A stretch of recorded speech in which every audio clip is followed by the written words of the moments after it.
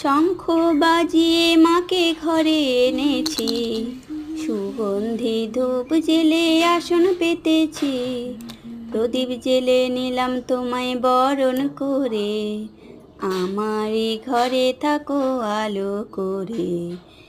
এসো মা লক্ষ্মী বসো ঘরে, আমারই ঘরে থাকো আলো করে। এসো মা লক্ষ্মী বসো ঘরে, আমারই ঘরে থাকো আলো করে।